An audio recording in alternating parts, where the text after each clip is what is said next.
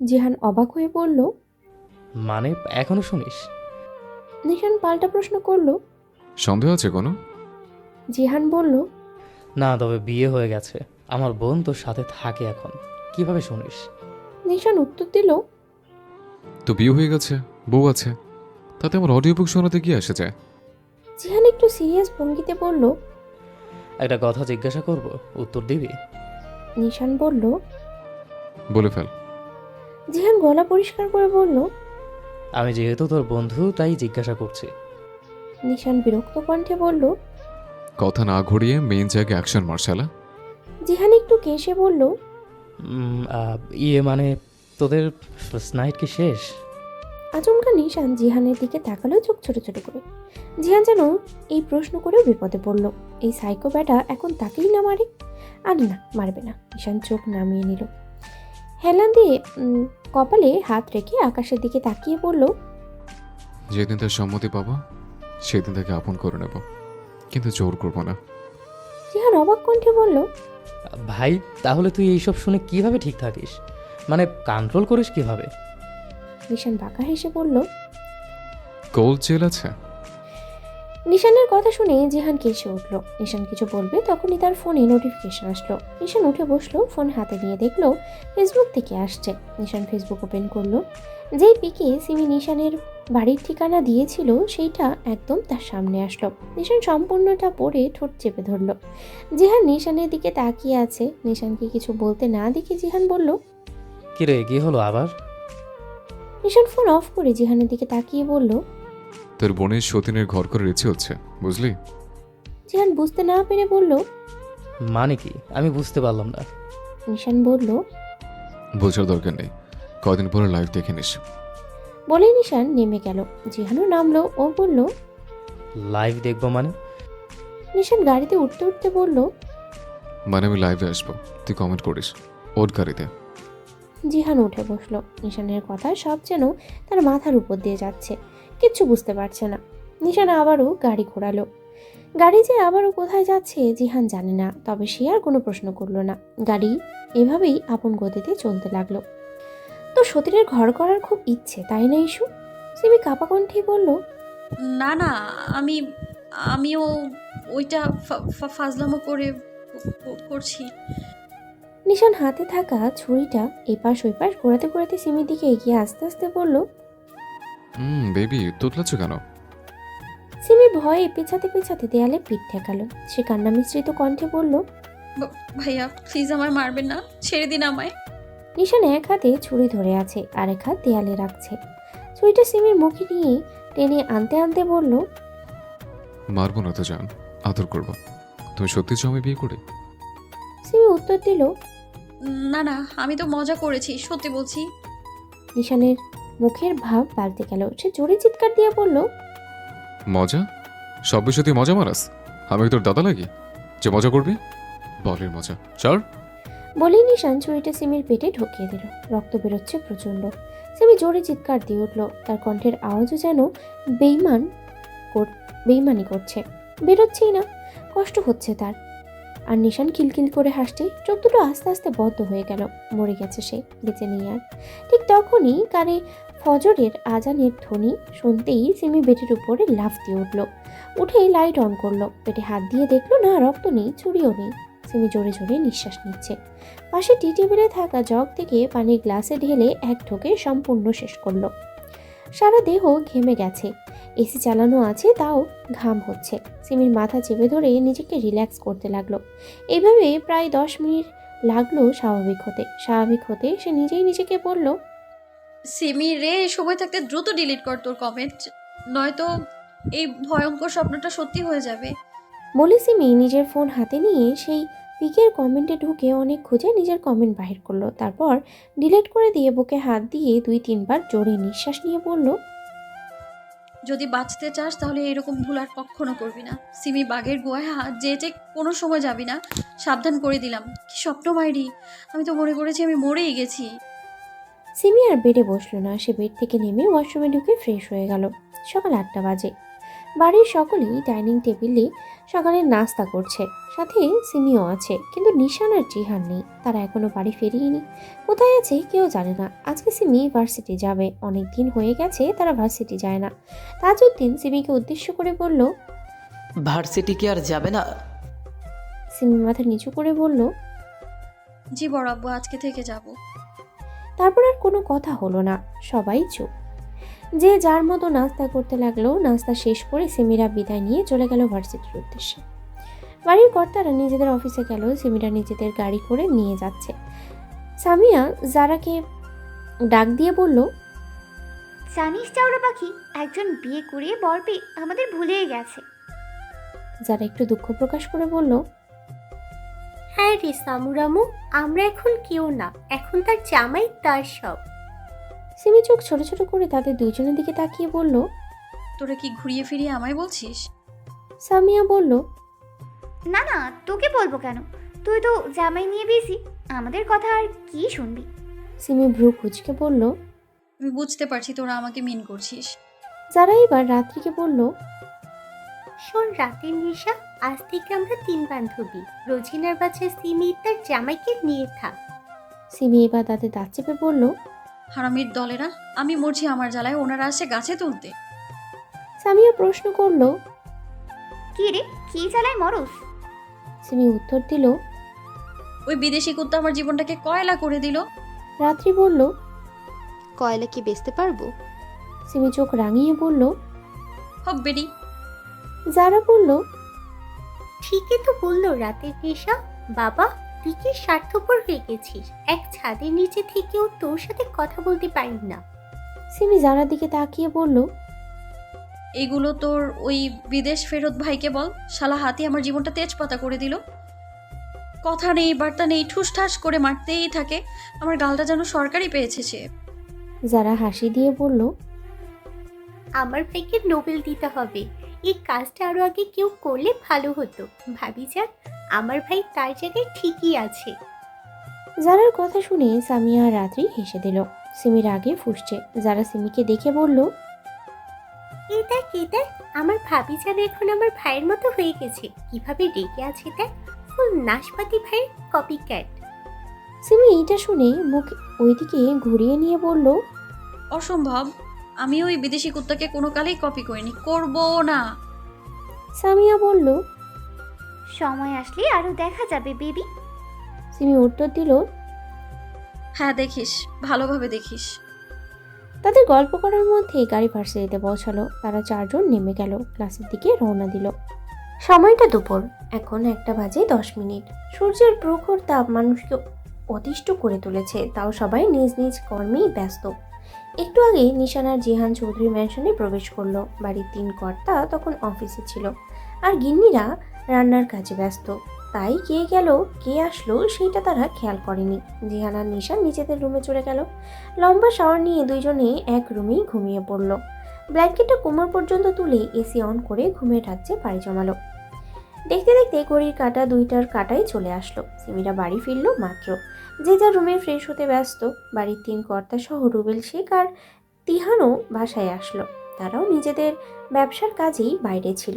তারাও সবাই ফ্রেশ হতে নিজ কক্ষে গিয়েছে।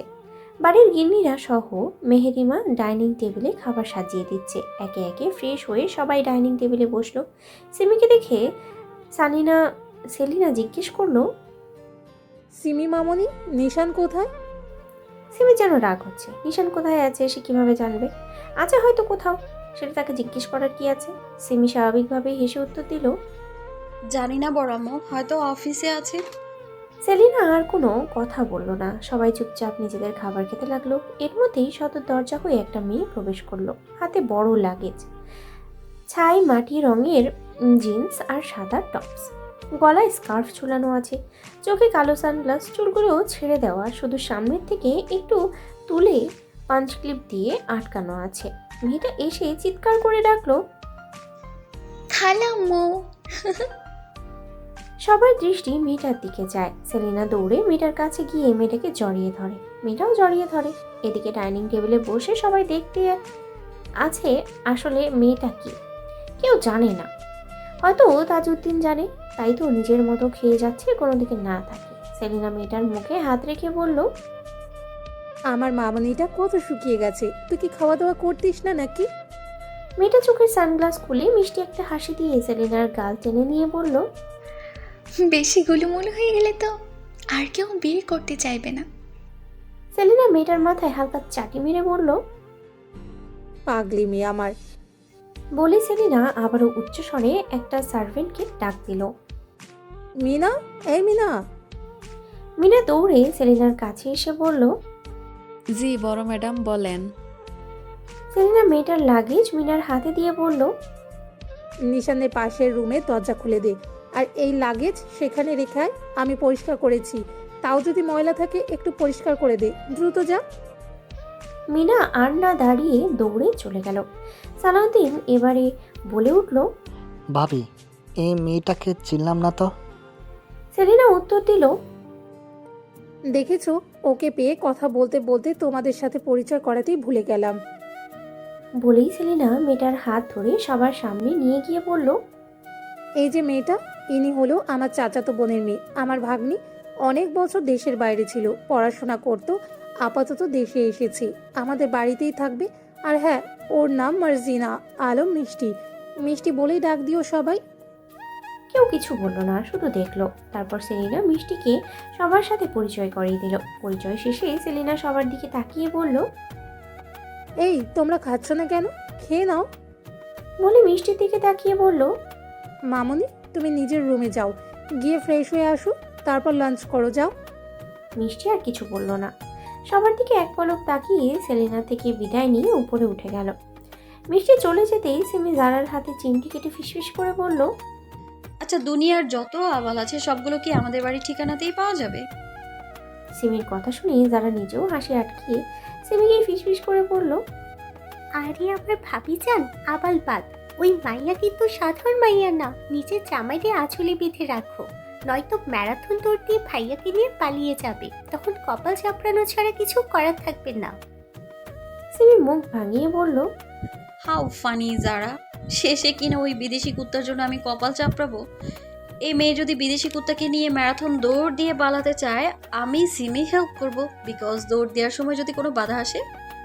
যারা এইদিকে ওইদিকে তাকিয়ে ফিসফিস করে বলল, তোর কপাল ভালো সিমি, ভাইয়া শোনেনি এসব, যদি শুনতো তাহলে তো সরকারি কালটা লাল রঙের রঞ্জিত হতো। বলে যারা খাওয়াতে মনোযোগ দিল। সিমিও আর পাত্তা দিল না, নিজের মতো খেতে লাগলো। মিষ্টি উপরে উঠে নিজের রুমের সামনে দাঁড়িয়ে আছে, ভেতরে ঢোকেও না, ঢুকছে না, কারণ এটাই তার রুমের পাশে যে রুমটা, ওইটাই নিশানের। ওটা যাচ্ছে ঢুকে পড়তে রুমের ভেতরে, কিন্তু ঢুকতে পারছে না। এইভাবে দোটানায় ভুগতে ভুগতে প্রায় 10 মিনিটের মাথায় মিষ্টি রুমের দরজায় আস্তে আস্তে খুলে ভিতরে প্রবেশ করলো। ভিতরে প্রবেশ করে রুমের দরজা আবারও লাগিয়ে দিল। রুমের ভিতরে তিমির ঢাকা অন্ধকার আর ঠান্ডা। মিষ্টি নিজের ফোনে টর্চ অন করলো। বেডে টর্চের আলো পড়তেই দেখতে পেল কেউ একজন ঘুমিয়ে আছে উবু হয়ে, ব্ল্যাঙ্কেট ওই কোমর পর্যন্ত তোলা। রুমটা যেহেতু নিশানে, তাই মিষ্টি শিওর হয়ে গেল এটা নিশানি হবে। মিষ্টি এগিয়ে গেল আস্তে আস্তে করে, নিশানের পাশে গিয়ে বেডে শুয়ে পড়লো। নিশানের গায়ে একটা হাত দিল। মিষ্টির দম যেন বন্ধ হয়ে আসছে। নতুন নতুন অনুভূতি, এইসব সবকিছু গলার কাছে দম বন্ধ হয়ে আছে। যেদিন থেকে তাকে বিয়ের কথা বলা হয়েছে, সেদিন থেকে নিশানের ছবি, নিশানের সম্পূর্ণ সব কিছু নিয়ে সে দেখতে দেখতে নিশানকে ভালোবেসে ফেলে। যে ভালোবাসা থেকে সে উঠতে পারবে না, থাকতেও পারবে না। আর তার আসার কথা ছিল এখানেও অনেক পরে, কিন্তু আজকেই চলে আসছে। এতদিন কল্পনাতে নিশানকে জড়িয়ে ধরেছে, কিন্তু বাস্তবে নিশানকে এইভাবে কাছে পেতে জড়িয়ে ধরার অনুভূতিটা যেন বলার বাইরে। মিষ্টি যে এত এক্সাইটেড যে সে কি করছে কিছুই বুঝতে পারছে না। মিষ্টি আরও একটু শক্ত করে নিশানকে জড়িয়ে ধরতেই নিশান পাশ ফিরল। মিষ্টির দিকে তাকালো। মিষ্টির গলা শুকিয়ে কাঠ হয়ে গেল। নিশান মিষ্টির গায়ে হাত দিল। মিষ্টি যেন কেঁপে উঠল। এদিকে নরম কোনো কিছু দেখে নিশানের কপাল সহ মুখ কুঁচকে গেল। হাতড়িয়ে হাতড়িয়ে মিষ্টির চুল দেখল, মেয়েদের মতো। নিশান দ্রুত হাত বাড়িয়ে ল্যাম্পপোস্টের কাছে সুইচ অন করলো। সাথে সাথেই ঘর আলোকিত হলো। এদিকে মিষ্টি দ্রুত উঠে বসলো বিছানায়। নিশানের দিকে তাকাতেই জোরে চিৎকার দিয়ে উঠলো। মিষ্টির চিৎকার দেখে সেও চিৎকার দিল। ওদের দুজনের চিৎকারের মধ্যে ওয়াশরুমের দরজা খট করে শব্দ তুলে কেউ একজন বেরিয়ে আসলো। দুজনের সামনে তাকিয়ে দেখে নিশান দাঁড়িয়ে আছে, একটা টাওয়াল কমারে জড়ানো। আরেকটা টাওয়াল গলার দুই পাশে ঝুলানো, চুল থেকে টপটপ করে পানি পড়ছে। নিশান নিজের রুমে অচেনা একটা মেয়েকে দেখে ভ্রু কুঁচকে ফেললো। তার পাশে জিহানকে দেখে কুঁচকে যাওয়া ভ্রু যেন আরও কুঁচকে গেল। নিশানের কুঁচকানো ভ্রু দেখে জিহান বেড থেকে নেমে এসে জিহানের পাশে দাঁড়িয়ে নিশানকে বলল, বিশ্বাস কর দোস্ত, এই মেয়েটাকে আমি চিনিই না। আমি ঘুমিয়েছিলাম আর এই মেয়েটা কখন এসে আমাকে জড়িয়ে ধরেছে আমি প্রথমে বুঝতেই পারিনি, পরে বুঝতে পেরে লাইট অন করতেই চিৎকার করলো। জিহানের কথা শুনে নিশান মিষ্টির দিকে তাকিয়ে পড়ল। এই মেয়ে, কে তুমি? মিষ্টি কিছু বলবে এর মধ্যেই রুমের দরজা খুলে প্রবেশ করলো সিমি।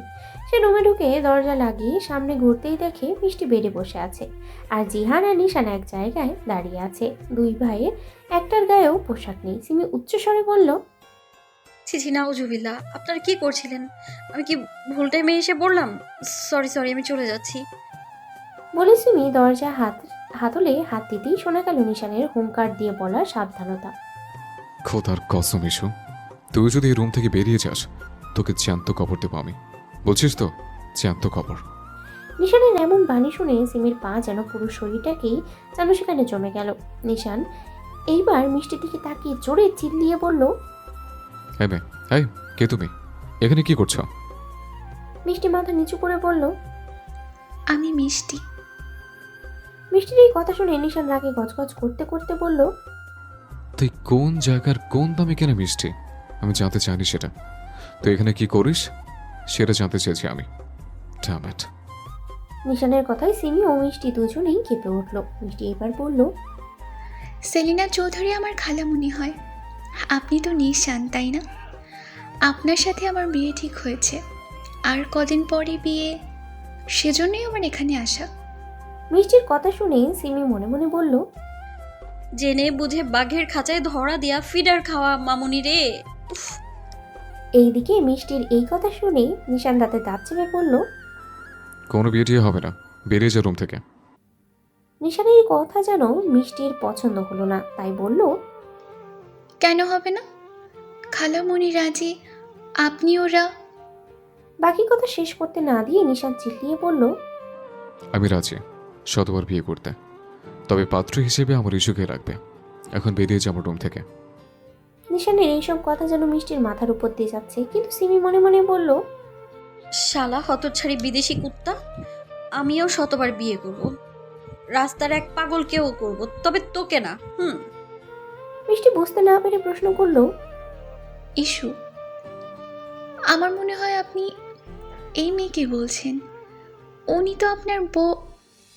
মিষ্টিকে কথা সম্পূর্ণ করতে না দিয়ে নিশান চিৎকার দিয়ে বলল, খবরদার মেয়ে, মুখের কথা মুখে ঢুকিয়ে নে। ওই আমার কোনো কালেই বোন ছিল না, ও আমার বোন লাগে না, ও আমার বউ লাগে। বউ বলছিস? বউ মানে ওয়াইফ। ওয়াইফ। বেরিয়ে যাবে রুম থেকে, যা, বেরিয়ে যা, গেট আউট। মিষ্টির চোখ থেকে পানি গড়িয়ে পড়ল।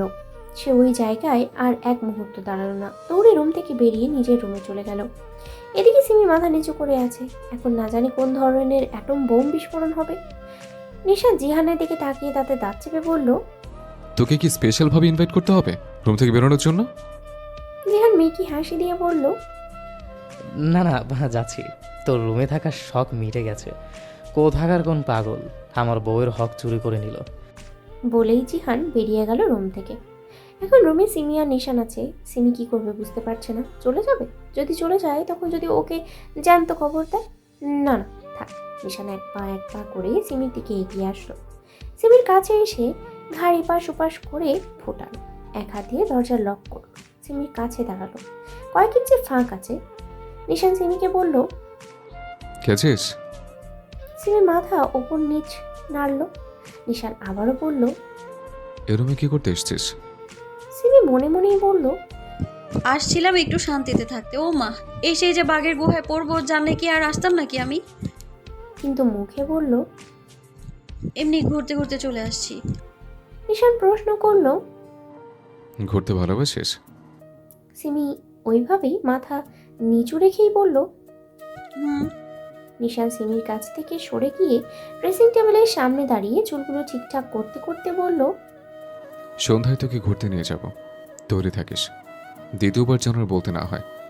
নিশান ভাই ঘুরতে নিয়ে যাবে এই কথা শুনে যেন সিমি শকড হয়ে গেল। সে নিশানের দিকে হাঁ করে তাকিয়ে পড়তেই নিশান বলল, আমার দিকে এভাবে তাকিয়ে থাকতে বলেনি, রেডি হয়ে থাকতে বলেছে। এখনই রুম থেকে বেরিয়ে যা।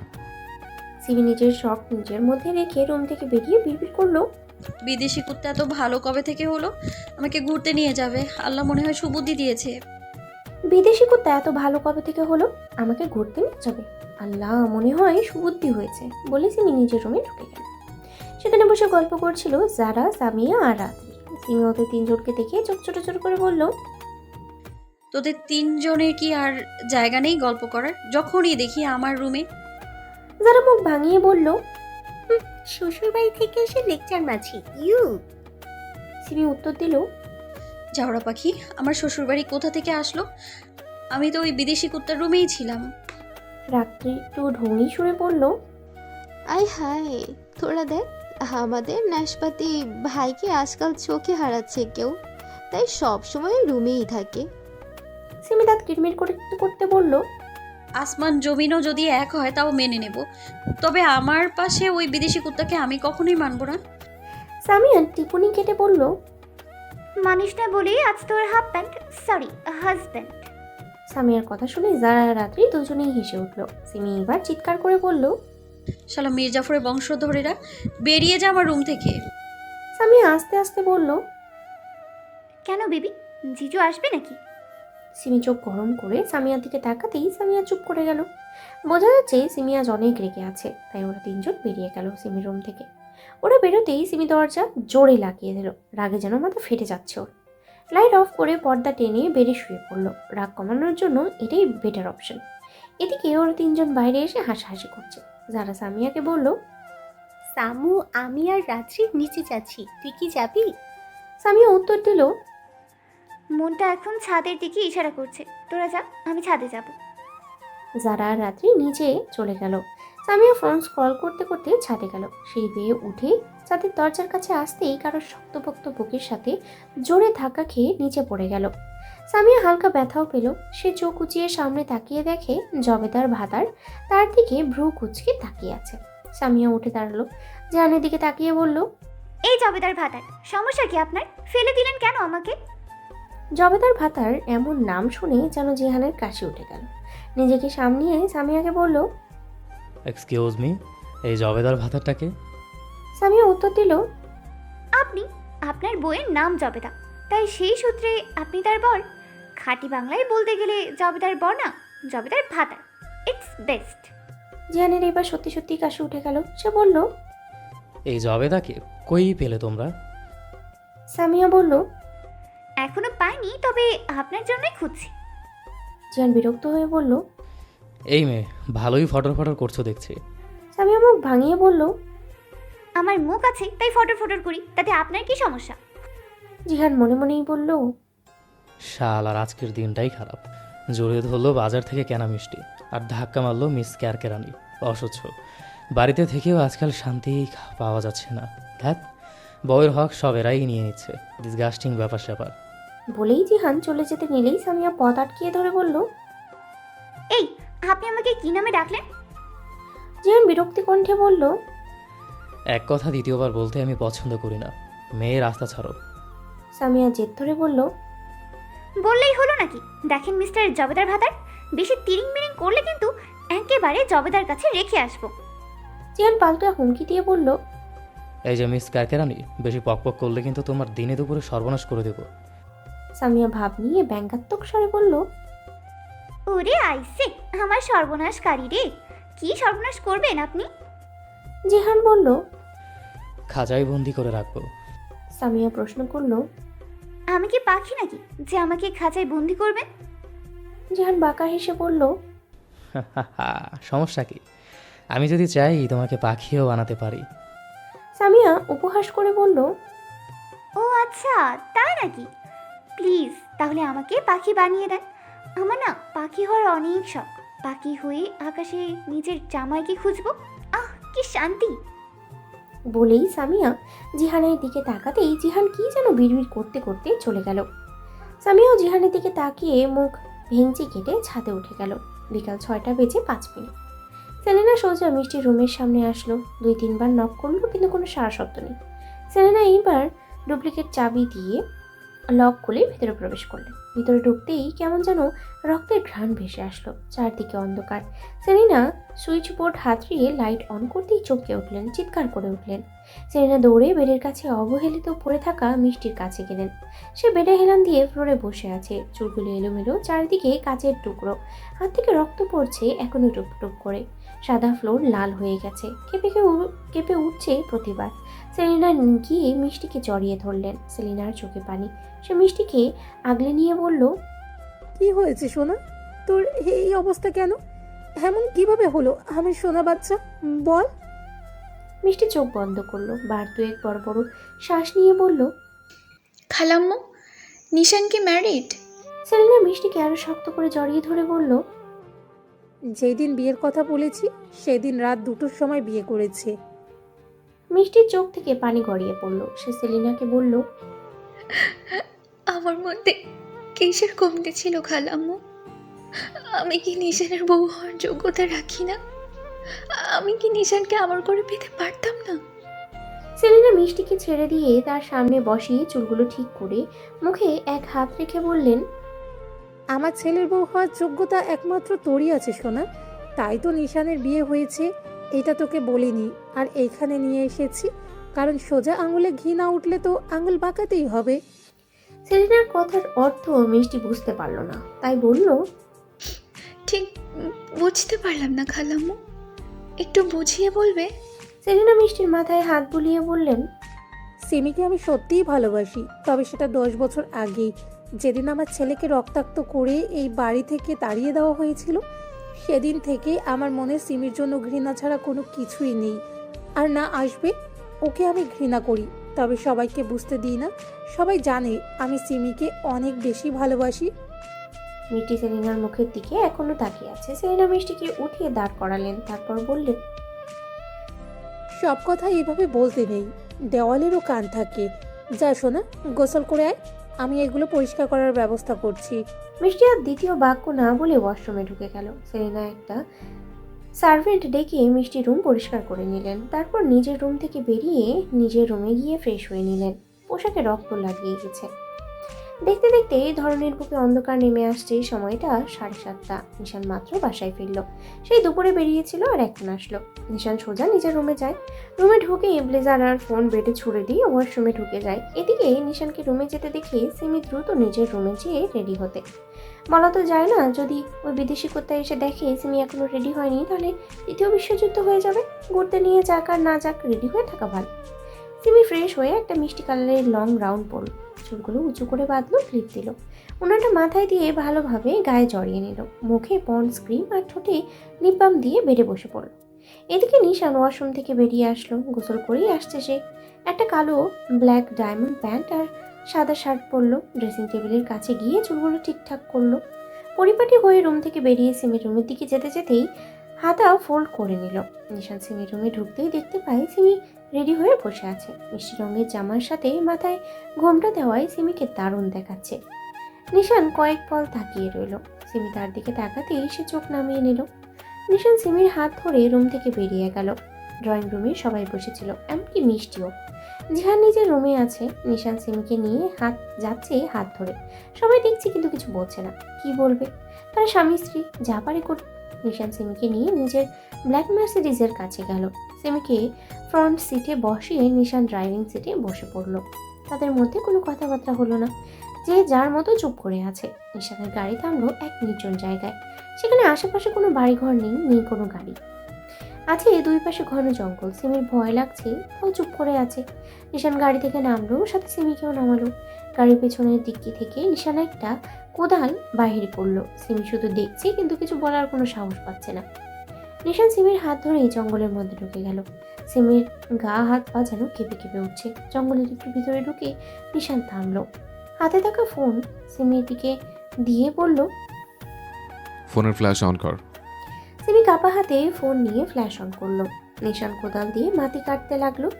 সিমি এইবার নিজেকে শক্ত করে নিশানের দিকে তাকিয়ে বলল, এখানে এভাবে মাটি কাটছেন কেন? নিশান জবাব দিল, মাটি কেটে কবর তৈরি করছে। নিশানের এই সামান্য কথা যেন সিমির মনে ভয়ের উথাল পাথাল অবস্থা। সে যেন কাঁপতে লাগলো, মুখ দিয়ে আর কোনো কথা বাহির হচ্ছে না। প্রায় 10 মিনিটের মাথায় নিশান একটা কবর ঘুরে ফেলল। নিশান এইবার সিমির কাছে গেল, সিমির কাঁপতে থাকা শরীর দেখে বলল, কি হয়েছে জান বাচ্চা, তুই কাঁপছিস কেন? সিমির মুখ দিয়ে কোনো কথা বাহির হচ্ছে না। নিশানের মুখের রং পাল্টে গেল। সিমিকে নিজের দিকে ফিরিয়ে বাহু জোরে চেপে ধরে তাতে দাঁত চেপে বলল, তোর সাহস দেখে আমি অবাক ইস্যু, নিজের ঘরের সতীন ডাকিস? অ্যামেজিং ব্যাপার স্যাপার, তাই না? নিশানের কথায় সিমি কেঁপে উঠল। সে তোতলানোর কণ্ঠে বলল, আহ, আসলে আমি ভুল করেছি। বাকি কথা শেষ করার আগেই নিশান সিমির হাত জোরে চেপে ধরে চিৎকার করে বলল, তোর ভুলের গুষ্টি মারি। বলে নিশান সিমিকে পাজাকোলা করে তুলে নিল। নিয়ে নিশান সিমিকে কবরের কাছে এনে জোরে সেই কবরের মধ্যে ফেলে দিল। এইভাবে জোরে ফেলায় সিমির কোমরে, হাতে সব জায়গায় ব্যথা লাগলো। সিমি ব্যথায় মুখ কুচকিয়ে নিল। নিশান এর মধ্যেই কবরের পাশে যে মাটি আছে সিমির গায়ে দিতে লাগলো। সিমি দ্রুত চোখ করলো। সামনে তাকাতেই নিশানকে এইভাবে মাটি দিতে দেখে সিমি চিৎকার দিয়ে আকুতি মিনতি করে বলল, নিশান ভাইয়া এসব কি করছেন? আমি মরে যাবো তো, প্লিজ এমন করবেন না। নিশান সিমির গায়ে মাটি দিতে দিতে বলল, রিল্যাক্স জান বাচ্চা, মরবি না। যদি বারবার মরার কথা বলিস তো এর থেকে বেশি শাস্তি অপেক্ষা করবে তোর জন্য। কিন্তু সিমি কি রিল্যাক্স থাকতে পারছে? সে চিৎকার করতেই আছে। নিশান সিমির পেট পর্যন্ত মাটি তুলে দিল। এরপরে সে নিজের প্যান্টের পকেট থেকে স্কচটেপ বের করে সেটা সিমির 2 হাত জড়িয়ে বেঁধে রাখলো। সিমি কান্না করছে, জোরে চিৎকার করছে। নিশান আবারও মাটি দিতে লাগলো। এইভাবে সিমির গলা পর্যন্ত মাটি তুলে দিয়ে নিশান সিমির দিকে তাকিয়ে বাঁকা হেসে বলল, জান বাচ্চা, বড়ই ভুল করেছিস তুই। তুই জানিস আমি তোকে কতটা চাই? তুই জানিস আমি তোকে কতটা চাই? তারপরেই সব তুই সামান্য শাস্তি দিলাম, মাইন্ড করিস না। বলে নিশান ওই জায়গা ছেড়ে দিল।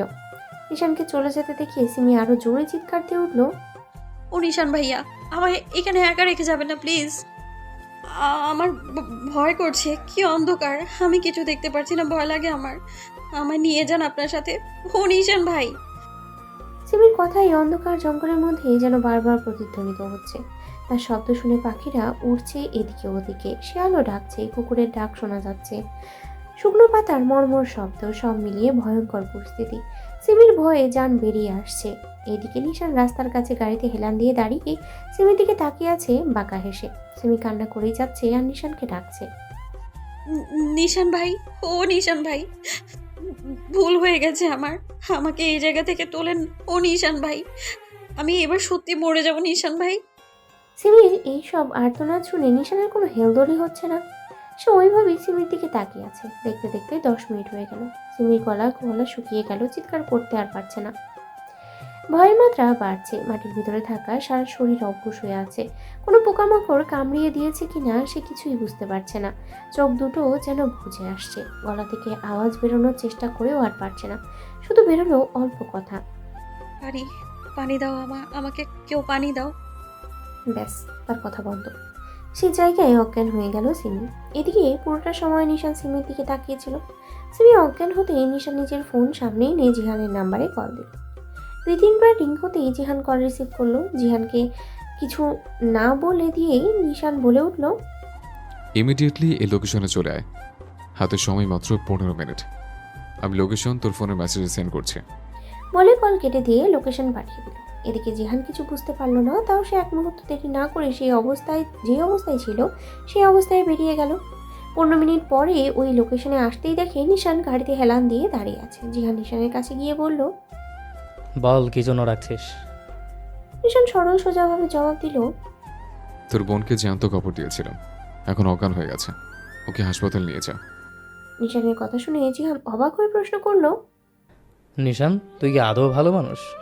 তুই একটা সাইকো, তুই একটা পাগল, মাথা খারাপ হয়ে গেছে তোর। জিহানের কথায় নিশান চিৎকার দিয়ে বলল, হ্যাঁ, আমি পাগল, আমি সাইকো, আমি উন্মাদ। তবে আমার এসব উন্মাদনা শুধু তোর বোনের জন্য, অনলি এসো। ওই ব্যতীত আর কোনো কিছুতে আমার পাগলামি নেই, আমার উন্মাদনা নেই। এখন যা, ওকে হাসপাতালে নিয়ে যা, কুইক। বলেই নিশান নিজের গাড়িতে উঠে বসতেই জিহান বলল, তুই কোথায় যাচ্ছিস? নিশান স্টিয়ারিং এ হাত দিয়ে বলল, এক্সপ্লেন করার মতো ইচ্ছে আমার নেই। বলেই নিশান গাড়ি চালিয়ে চলে গেল। অনেক দূরে এই রাতের অন্ধকারের সাথে তার গাড়িও মিলিয়ে গেল ওই অন্ধকারে। জিহান ফোনের ফ্ল্যাশ অন করে দৌড়ে সিমিকে খুঁজে আর পেয়েও যায়। সিমির এই অবস্থা দেখে নিজেরই কেমন একটা লাগছে, চোখে যেন পানি এসে ভিড় জমিয়েছে। আসলে নিশান কতটা নিষ্ঠুর। জিহান দ্রুত সিমির গায়ের উপর থেকে মাটি সরিয়ে দিল। হাতে থাকা স্কচ টেপ ফেলে দিয়ে সিমিকে কোলে তুলে নিয়ে নিজের গাড়িতে বসালো। দ্রুত গাড়ি চালিয়ে হসপিটালে নিয়ে গেল। হাসপাতালে এসে সিমিকে কোলে করে ডাক্তারের কাছে নিয়ে গেল। সিমির অবস্থা দেখে ডাক্তারের ঘা পর্যন্ত কাটা দিয়ে উঠল। দ্রুত তাকে নিয়ে গেল, দ্রুত চিকিৎসা শুরু করে দিল। জিহান বাড়িতে খবর দিল, তবে এইসব জ্যান্ত খবর দিয়েছে এসব কিছুই বলল না, একটা বানানো মিথ্যে বানিয়ে বলল। বাড়ির সকলে হাসপাতালে আসলো। নিশানের মুখে এমন গান শুনে পাশে থাকা তার বডিগার্ডরা যেন বিষম খাচ্ছে। আদেও কি এটা বিশ্বাস করার কথা? এই নিশান কিনা গান গাইছে। নিশান একটা বন্দুক বাম হাতে ধরে আছে আর ডান হাতে শাহাদাত আঙ্গুল দিয়ে কপালে স্লাইড করতে করতে গান গেয়ে উঠলো। এরই মধ্যে নিশানের ফোনে কল আসলো। নিশান ফোন রিসিভ করলো। ওই পাশ থেকে কি বললো শোনা গেল না, তবে নিশান বাঁকা হেসে বলল, আমার পিপাসা ওদের রক্ত দিয়েই মেটাবো। আমি আসছি, একটাও যেন পালাতে না পারে। ধরে ডাক, আত্মীয়তা কর। বলেই কল কেটে দিল। কিছু সময় বসে রইল, হুট করেই দাঁড়ালো, বেরিয়ে গেল। সাথে তার দুটো বডিগার্ডও গেল, হয়তো কোনো অজানা গন্তব্যে পাড়ি জমাচ্ছে। হাসপাতালের কেবিনের বাইরে দাঁড়িয়ে আছে তাজউদ্দিন, সালাউদ্দিন, রোজিনা ও জিহান, আর বাকি সদস্যরা একটু আগেই বেরিয়ে গেছে। সিমির অবস্থা এখন একটু ভালো আছে, ঘুমের ইঞ্জেকশন দেওয়া হয়েছিল তাই সে ঘুমিয়ে আছে। সিমির মূলত অতি ভয়ে প্যানিক অ্যাটাক হয়ে গেছে, আর 30 মিনিট যাবৎ পুরো বডি মাটির নিচে থাকায় আরও বেশি ক্ষতি হয়েছে দেহে। তবে ডাক্তার ভালোভাবে দেখে বুঝে চিকিৎসা করায় সিমি এখন আউট অফ ডেঞ্জার। ডক্টর সিমির এমন অবস্থা নিয়ে কিছু ধারণা নিয়েছে যে কি কারণে কি হয়েছে। এই প্যানিক অ্যাটাক হওয়ার কারণ সম্পর্কে বিস্তারিত শোনার পরে তাজউদ্দিন, সালাউদ্দিন আর রোজিনা রাগে ফেটে পড়ছে। রাগ হওয়ার কারণ নিশানই তাকে নিয়ে গিয়েছিল, আর নিয়ে গিয়ে যে এমন কিছু করবে সেটা তারা কেউ ভাবতেও পারছে না। জিহানও কিছু বলল না, ওইভাবেই রইল। সিমিকে আজকে রাতে হাসপাতালে থাকার নির্দেশ দিয়েছে ডাক্তার। সকাল হলেই নিয়ে যেতে বলেছে। রাত 10:02। অবস্থানটা শহরের একদম সীমানা। ফাঁকা মাঠে দাঁড়িয়ে আছে এক প্রান্তে কালো হুডি পরা এক ব্যক্তি, অপর পাশে দাঁড়িয়ে আছে দুটো লোক। তারা একজনকে ধরে আছে, আর এক পাশে একইভাবে দুটো লোক ধরে আছে অন্য একজনকে। ঝমঝম করে বৃষ্টি পড়ছে, এর মধ্যে এগিয়ে আসলো সামনে একা দাঁড়িয়ে থাকা ব্যক্তিটা। ধীরে ধীরে হেঁটে এসে দাঁড়ালো একজনের সামনে। কালো হুডি পরায় মুখ দেখা যায় না। যে লোকটাকে ধরে আছে সেই লোকটাও কথা বলতে পারছে না, কারণ তাকে প্রচুর মারা হয়েছে, সব রক্ত ছিল গায়ে। এখন বৃষ্টির পানিতে সেগুলো ধুয়ে গেছে। হুডি পরা লোকটা ঘাড় এপাশ ওপাশ করে ফুটিয়ে নিয়ে বলল, সুন্দরতম একটা রাত, এই রাতে পিপাসা মেটানোর জন্য পারফেক্ট একটা সময়। কেউই কথার উত্তরও দিল না, হাসলও না। এদিকে বন্দি লোকটা বহু কষ্টে কাঁপা কাঁপা কণ্ঠে বলল, আমাদের আমাদের এখানে কেন এনেছেন? লোকটার কথা শুনে হুডি পরা লোকটা বাঁকা হাসলো, যেই হাসি হয়তো কেউ দেখতে পেল না। বন্দি লোকটা আবারও বলল, আমরা কিছু করেছি কি? আমাদের এইখানে কেন এনেছেন? হুডি পরা লোকটা তার হুডি মুখ থেকে সরিয়ে ফেলল। উদয় হলো চৌধুরী বাড়ির বড় ছেলে তানভীর চৌধুরী নিশান। নিশানকে দেখে তারা অবাক হলো। নিশান কেন তাদের বন্দি করলো? তারা জানতো নিশান অনেক ভালো ছেলে। নিশান হুডি সরিয়ে বাঁকা হাসি দিয়ে বলল, এত প্রশ্ন ভালো না। আমি কোনো ইন্টারভিউ দিচ্ছি না যে তোরা এত প্রশ্ন করবি, আর চাকরিটা যেন আমার হয় এই জন্য আমি অ্যান্সার দেব। বন্দি লোকটা বলল, নিশান, আমি তোমাকে চিনি, তুমি কেন আমাদের বন্দি করছো? আমরা কি করেছি? নিশান সিম্পলভাবে জবাব দিল, আমার কাছে আসতে গেলে তোদের অত ছোটখাটো কারণ লাগবে না, বড় কারণই লাগবে, আর সে বড় কারণ তোরা করেছিস। বন্দি লোক দুটো একসাথে বলে উঠল, কি? নিশানের মুখের ভাব পাল্টে যাচ্ছে। বাঁকা হাসি লেগে থাকা গভীর মুখ এখন রাগে পরিবর্তিত হয়েছে। চোখ দুটো লাল টুকটুকে করছে। সে দাঁতে দাঁত চেপে ওদের বলল, আমি এক নম্বরের সাইকো, আমি উন্মাদ, আমি একজনের প্রতি গভীরভাবে আসক্ত। তাতে লোকে আমাকে পাগল বললেও হ্যাঁ আমি পাগল, পাগল আমি। আমার সব পাগলামি শুধু তার জন্য, আমার এসোর জন্য। আমি ব্যতীত কোনো পুরুষ আমার এসোকে ছুঁয়ে দিলে অথবা চোখ দিয়ে তাকালে তাকে খুন করে ফেলতে দ্বিধাবোধ করি না আমি। আর সে ভুল তোর করেছিস, আমার পার্সোনাল প্রপার্টিতে নজর দিয়েছিস, চোখ দিয়ে কিলে খেয়েছিস। আমি তানভীর চৌধুরী নিশান এই মুহূর্তে তোদের দুজনের কলিজা টেনে ছিঁড়ে এনে আমার প্রেয়সীর পায়ের নিচে দেব। বলেই তাদের কোনো কথা বলার সুযোগ না দিয়ে নিশান পাশে থাকা এক বডিগার্ড থেকে ছুরি নিয়ে এক কোপে বসালো বুকের বাঁ সাইডে। চিৎকার দিয়ে উঠল লোকটা। ফাঁকা জায়গায় তার চিৎকারের প্রতিধ্বনি হচ্ছে। রক্ত ছিটকে আসলো নিশানের মুখে। বৃষ্টির পানিতে আবার ধুয়েও গেল। নিশান পরপর কোপ বসাতে লাগলো। বুকের বাঁ সাইডে বারবার চার দিক দিয়ে কোপ দিতে দিতে হৃৎপিণ্ড হাতে পেল। এক টান দিয়ে সেটা বের করে আনলো। বডিগার্ড পলিথিন ধরেছিল। নিশান সেটা ঢুকিয়ে দিল পলিথিনের মধ্যে। ছুরি রেখে দিল, মাংস কাটার জন্য বড় ছুরি আনলো। মাটিতে বসে বসে এক কোপ করে দিতে দিতে লাশটাকে একদম মাংসের মতো পিস পিস করে কেটে উঠে দাঁড়ালো। হেঁটে গেল আরেকজনের কাছে। সেই জন ভয়ে প্রস্রাব করে দিয়েছে, হাঁটু কাঁপছে। চোখের সামনে এমন খুন সে প্রথম দেখল। নিশান হাতে হ্যান্ড গ্লাভস পরে নিল। একটা ছুরি নিল ডান হাতে। বাঁ হাত দিয়ে লোকটার জিভ টেনে ধরে ছুরি দিয়ে কচ করে কেটে দিল। রক্ত গল গল করে বেরিয়ে আসছে। লোকটা চিৎকার করছে কিন্তু আওয়াজ বেরোচ্ছে না। এর মধ্যেই নিশান আবারও বুকের বাঁ পাশে কোপাতে লাগলো, যতক্ষণ না হৃৎপিণ্ড হাতে পায়। পেয়ে গেলে একইভাবে আগের লাশটাকে যেমন মাংসের মতো পিস পিস করে কেটেছে, ঠিক সেইভাবেই এই লাশটাকেও কেটে দিল। উঠে দাঁড়ালো সে। নিশানের হাতে থাকা রক্ত, মুখে লাগা রক্ত সব এই বৃষ্টির পানিতেই ধুয়ে গেছে। নিশান বডিগার্ডদের বলল, এদের এই পিস পিস করে রাখা মাংসগুলো দুজনের বাড়িতে পাঠাবে, অল্প মতো, যাতে বুঝতে না পারে। আর বাকি মাংস এসব কুকুর শিয়ালতে দিয়ে খাওয়া। বলে নিশান পলিথিন দুটো নিজের হাতে নিয়ে সেই জায়গা ত্যাগ করলো। নিজের গাড়িতে গিয়ে ফুল স্পিডে গাড়ি চালাতে লাগলো। গন্তব্য হাসপাতালে। সিমিকে যে হাসপাতালে অ্যাডমিট করা হয়েছে সেখানে। পুরো 1.5 ঘন্টা ড্রাইভ করার পরে নিশানের গাড়ি হাসপাতালের সামনে এসে দাঁড়ালো। গাড়ি থেকে নেমে আসলো সে। হৃৎপিণ্ড যে পলিথিনে আছে সেগুলো গাড়িতেই রইল। সে দ্রুত হেঁটে হাসপাতালের ভিতরে প্রবেশ করলো। সময়টা এখন রাত 1টা বাজে। নিশান হাসপাতালের ভিতরে প্রবেশ করতেই সিমির কেবিনের বাইরে দেখলো রোজিনা, সালাউদ্দিন, তাজউদ্দিন আর জিহান দাঁড়িয়ে আছে। নিশান সোজা কেবিনের ভিতরে ঢুকতে গেলেই বাধা দিয়ে দাঁড়ালো সালাউদ্দিন। তিনি বলে উঠলেন, খবরদার নিশান, আমার মেয়েকে আঘাত করার কথা আর ভুলও ভাববে না। চলে যাও, ও রেস্ট নিবে। ছেড়ে দাও, ওকে মুক্তি দাও। আমার মেয়েটা নয়তো মরে যাবে। মরার কথা যেন নিশানের মেজাজ খারাপ করে দিচ্ছে। সে সালাউদ্দিনের দিকে তাকালো এবং দাঁতে দাঁত চেপে বলল, আপনার মেয়ে কম, সে আমার বউ বেশি। মুক্তি? আমার মৃত্যু ওকে মুক্তি দেবে না। সেখানে আমি জ্যান্ত থাকতে ওকে মুক্তি কিভাবে দেব? আর লাস্ট ওয়ার্নিং, আমার এসব মরে যাবে এই কথা মুক্তি উচ্চারণ করলে আমি দুনিয়াটা উলট পালট করে দেব। বলে সালাউদ্দিনকে সরিয়ে সিমির কেবিনে ঢুকলো। হাতে থাকা ক্যানুলা আস্তে আস্তে খুলে কাটার টেপ লাগিয়ে দিল। তারপরে পাজাগোলা করে তুলে কেবিন থেকে বেরিয়ে গেল। সিমিকে এইভাবে নিয়ে বেরোতে দেখে তাজউদ্দিন বলল, ওকে ওইভাবে কোলে নিয়ে কই যাচ্ছ তুমি? নিশান উত্তর দিল, কাউকে উত্তর দিয়ে আমার প্যাশন না। বলে চলে যেতে নিলে তাজউদ্দিন আবারও বললেন, আমাকে প্যাশন সম্পর্কে শেখাচ্ছ? তুমি কি আদৌ মানুষ? বাচ্চা মেয়েটাকে এভাবে জ্যান্ত কবর দিয়েছিলে তুমি, এখন আগলা পেরে দেখাতে আসছো? নিশান সিমির মুখের দিকে তাকিয়ে বলল, জ্যান্ত কবর দিলেও আমার, আগলে পেরে দেখালো আমার। So be careful. আমার ইস্যুকে আমার থেকে আলাদা করতে চাইলে আপনি জন্মদাতা পিতা হয়েও কিন্তু ছাড় পাবেন না।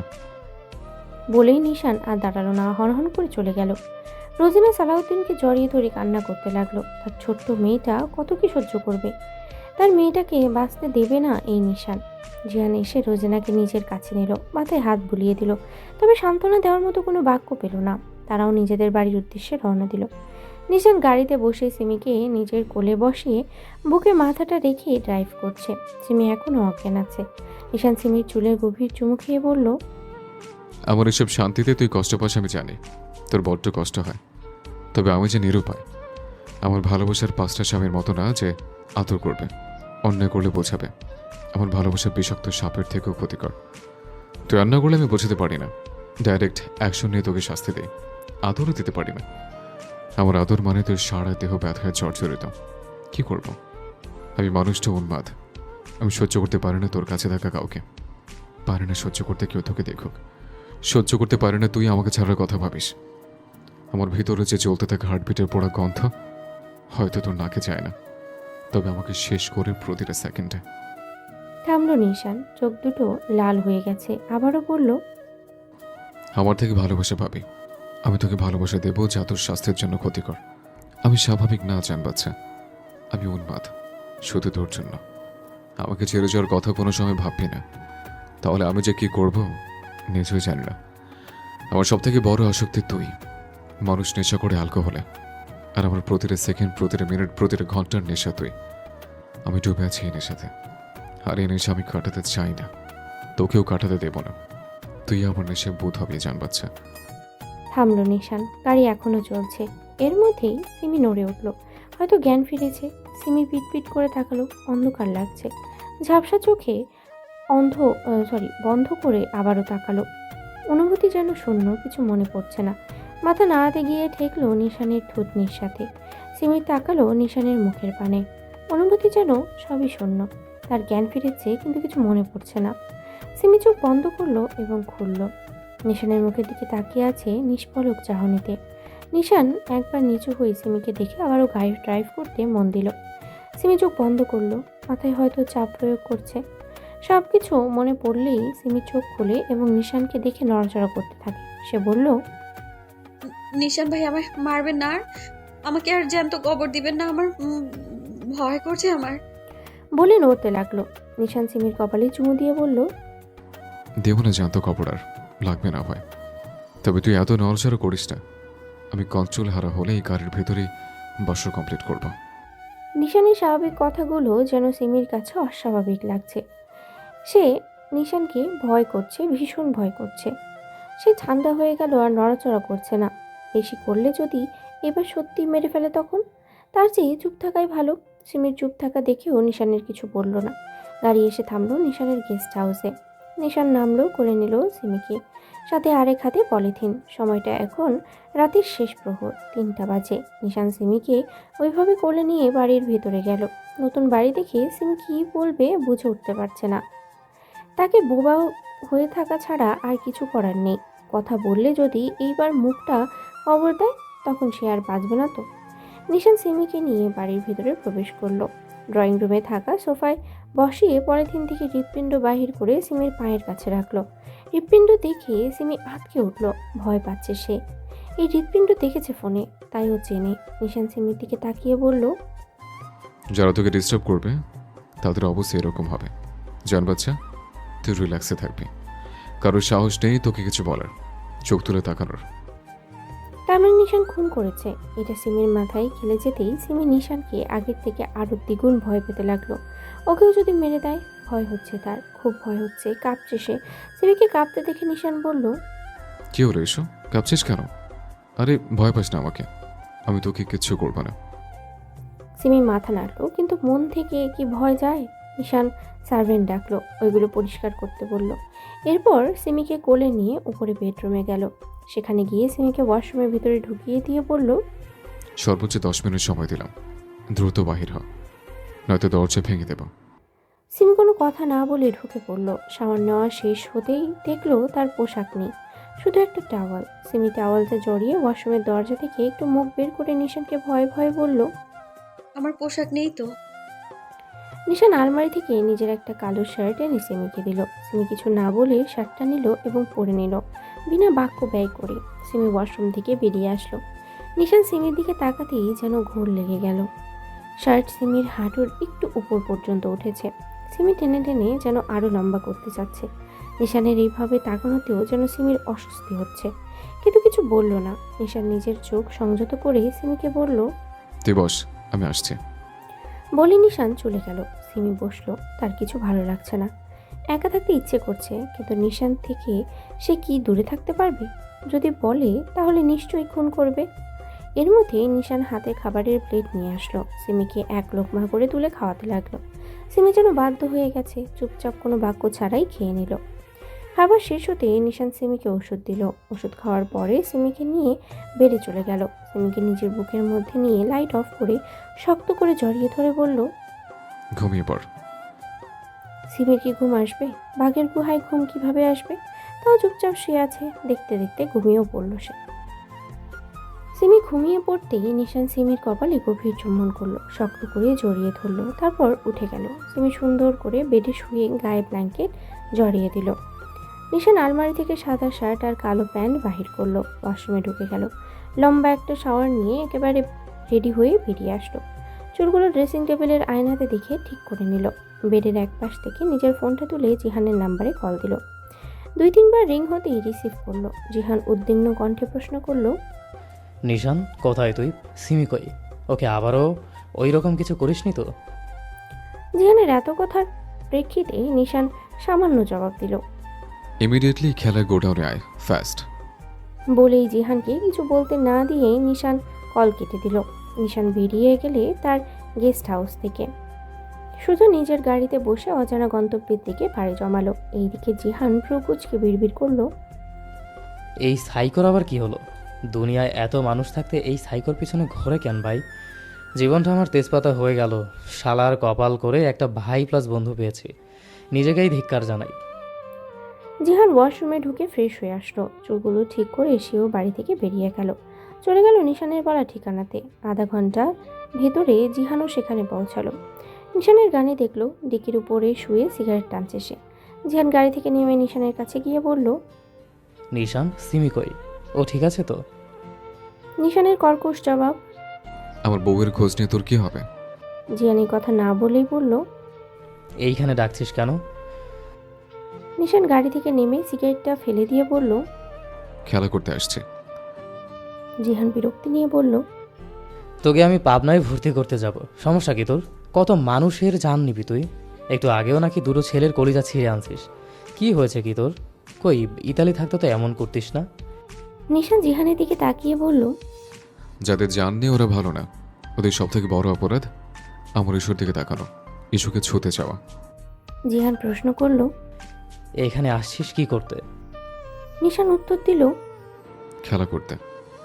বলে এগিয়ে গেল নিশান। নিশানের সাথে সাথে জিহানও গেল। জিহান বলল, তোর খেলা তো এমনি একটু অর্ধেক না, একটু আগেই দুটোকে নির্মমভাবে খুন করেছিস, এখন এইখানে কার সাথে রক্তের খেলা করতে আসছিস? নিশান উত্তর না দিয়ে শুধু বাঁকা হাসলো। তারা হেঁটে গেল জঙ্গলের ভেতরে।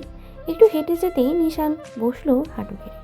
সেখানে মাটির উপরে হাতড়িয়ে একটা সুইচ খুঁজল, পেয়ে গেল। সেখানে চাপ দিতেই মাটির নিচ থেকে ফাঁকা হয়ে গেল। নিচে যাওয়ার জন্য রাস্তা দেখা গেল। নিশান ঢুকলো, নিশানের সাথে জিহানও ঢুকলো। তারা ঢুকতেই আবারও সেই দরজা বন্ধ হয়ে গেল। তারা হেঁটে নিচে নামলো। নিচে নামতেই দেখা গেল বড় বারান্দা। বাম পাশে একটা রুম আর ডান পাশে বড় খাঁচা। সেখানে আছে হিংস্র শিয়াল। বারান্দার প্রায় 10-15টা কালো পোশাক পরিধারী বডিগার্ড দাঁড়িয়ে আছে বন্দুক হাতে নিয়ে। নিশানকে আসতে দেখে শিয়ালগুলো হুঙ্কার ছাড়তে লাগলো। নিশান শিয়ালদের কাছে গিয়ে বলল, তোদের আহার দেওয়ার জন্য আমি এসেছি। বলেই বাম পাশে থাকা রুমের দিকে এগিয়ে গেল। জিহানও গেল তার পিছু। দরজা খুলে প্রবেশ করলো নিশান, সাথে জিহানও। এই রুমে একমাত্র জিহানই প্রবেশ করতে পারবে, তাছাড়া আর কেউ না। কেউ যদি ভুলবশত করে ফেলে নিশান তাকে নির্মমভাবে হত্যা করবে, সেই ভয়ে কেউ ঢোকেও না। রুমে ঢুকতেই জিহানের নাকে বিচ্ছিরি গন্ধ ভেসে আসলো, উটকো রক্তের গন্ধ, গা গুলিয়ে আসার মতো। হলদিটে আলো রুমের ভেতরে, চারদিকে রক্তের গন্ধ। দেয়ালের বাম পাশে সব ধরনের অস্ত্র সাজানো আছে। বাম পাশে আছে বিভিন্ন ধরনের ক্রিমিনাল ওষুধ ও অ্যাসিড। জিহানের চোখ গেল সামনে একটা লোকের দিকে, যাকে বেঁধে রাখা হয়েছে দড়ি দিয়ে। অজ্ঞান হয়ে আছে। জিহান লোকটাকে দেখে চিনতে পারলো। নিশানকে বলল, তুই ডাক্তারকে কেন এনেছিস? ও তোর কি করলো? নিশান কিছু না বলে ডক্টরের কাছে গেল। পাশে থাকা এক বালতি পানি ডক্টরের গায়ে ঢেলে দিল। ডক্টর হকচকিয়ে উঠলো, জ্ঞান ফিরল, নিভু নিভু চোখে তাকালো।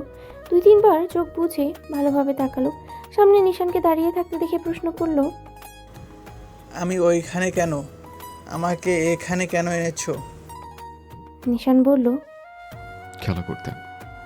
ডক্টর প্রশ্ন করলো, খেলা করার জন্য এই রুম? আমার বমি আসছে, তুমি কে? এইখানে কেন এনেছো আমাকে? নিশান বাঁকা হেসে বলল, ডাক্তার, এটাই তো সব থেকে সুন্দর জায়গা। এই রুমের গন্ধ নেওয়ার অনুমতি একটা পাখিরও নেই। সেখানে তুই কত ভাগ্যবান ভেবে দেখেছিস? ডক্টর সাহস নিয়ে বলল, তুই কে রে? এভাবে এনেছিস কেন আমাকে? আমাকে চিনিস? আমার বন্ধু কি বড় সিআইডি অফিসার? একবার কল দিলে পুরো গ্যাং নিয়ে তোকে হাজতে পুড়ে বসবে। নিশান উত্তর দিল। তোর বন্ধু সিআইডি, বাট তুই তো না। ডক্টর বলল, সিআইডি না তো কি হয়েছে? আমি ডাক্তার, মানুষকে নতুন জীবন দান করি। নিশান ঘাড় এপাশ ওপাশ করে বলল, জীবন দেয় আল্লাহ, জীবন নেয়ও আল্লাহ। তবে ওসিলা হিসেবে দুইজন থাকে, এক তুই ডাক্তার, জীবন আল্লাহ দেয়, তুই হালকা সাহায্য করিস। আর মৃত্যু যেটা আল্লাহ দেয়, আমি কাজ করি। ডক্টর মিনতি করে বলল, তার মানে তুমি খুন করো, সে যা করো তাতে আমার কিছু যায় আসে না, আমাকে ছেড়ে দাও। নিশান প্রশ্ন করল, এত দ্রুত কিভাবে ছেড়ে দেব? একটু যত্ন করতে হবে তো। ডক্টর বলল, লাগবে না কিছু, ছাড়ো। শান্ত থাকা নিশান যেন হিংস্র হয়ে উঠল। ডক্টরের চুল জোরে চেপে ধরে চিৎকার করে বলল, হারামির বাচ্চা, হাসপাতালে তো মহিলা ডাক্তার থাকতে তুই কেন আমার ঈশ্বর দিকে হাত বাড়িয়েছিস? বল কুত্তার বাচ্চা, বল। ডক্টরের চুল ধরায় তার ভীষণ ব্যথা লাগছে। ইস্যুকে চিনতে না পারায় ডক্টর বলল, ইস্যুকে? ইস্যু কথা ডক্টরের মুখ থেকে শুনতেই গাল চেপে ধরল সর্বশক্তি দিয়ে। হয়তো গালের হাড় ভেঙে গেছে। নিশান দাঁতে দাঁত চেপে বলল, তোর ফক মুখে আমার ঈশ্বর নাম উচ্চারণ করবি না রাস্কেল। বলে তাকে ছেড়ে দিয়ে টেবিলের কাছে গেল। সেই জায়গা থেকে একটা ছুরি আর লঙ্কা গুঁড়ো আনলো। ডক্টরের ডান হাত দিয়ে ছটপট করে এগুলো আঙ্গুল কেটে দিল। আত্মচিৎকার দিয়ে উঠল ডক্টর। ওর আওয়াজ এই রুমেই বারবার বাজছে। নিশান সেই সাথে ওই কাটা আঙ্গুল লঙ্কার গুঁড়ো দিয়ে দিল। ডক্টরের যেন জান বেরিয়ে আসছে, গলা ফেটে যাচ্ছে তার চিৎকার করায়। জিয়ান শুধু তাকিয়ে দেখছে আর নিশান যেন এই সব করে শান্তি পাচ্ছে। ডক্টর এদিকে এখনো চিৎকার করে যাচ্ছে। এর মধ্যে নিশান বড় একটা পাত্রের মধ্যে পুরো নাইট্রিক অ্যাসিড নিয়ে ভর্তি করলো। আবারও সে ডক্টরের কাছে গেল। ডক্টরকে বলল, কিভাবে ডাক্তার এত চিৎকার করিস কেন? কানে তালা লেগে যায়। ডক্টরের কথা বলার শক্তি নেই। নিশানের হাতে একটা বোতল আছে, সেটার মুখ খুলল। সাথে সাথে পুরো রুমে বিচ্ছিরি গন্ধ ভেসে গেল। জানে নিজেরও বমি উঠে আসছে। সে দ্রুত নাক চেপে ধরল। ডক্টরের নাকে গন্ধ আসছে, কিন্তু সে কি করবে? নিশান বলে উঠল, আমার ইস্যুকে ছুঁয়েছিস, তাই হাত কেটে দিলাম। আমার এই টর্চার সেলে আসলে কেউ প্রাণ হাতে বেরোতে পারে না। তোর জন্য মৃত্যু অপেক্ষা করছে। তার আগে রক্তটা খাবি, যেটা শুকরের রক্ত। আজ 10 মাস ধরে রেখে দিয়েছি তোদের মতো জানোয়ারদের খাওয়াবো বলে। এই বলে নিশান ডক্টরের মুখে বোতল ঢুকিয়ে দিল। গলা দিয়ে নামতেই ডক্টর বমি করে দিল, কিন্তু নিশান ওইভাবে এখনো খাইয়ে যাচ্ছে। সম্পূর্ণ শেষ করে তবেই ফেলে দিল। ডক্টর বমি করছে এখনো। নিশান এইবার ওর হাতে পায়ে দড়ি খুলে ওর হাত ধরে টেনে নিয়ে পাত্র ভর্তি নাইট্রিক অ্যাসিডে ফেলে দিল। ডক্টর ছটফট করতে লাগলো। দেখতে দেখতেই সারা দেহ ঝলসে গেল, একদম মরেই গেছে। নিশান বেরিয়ে গেল রুম থেকে। ওর সাথে জিহানও বেরিয়ে গেল। তারা একদম এই জায়গা ছেড়ে দিল।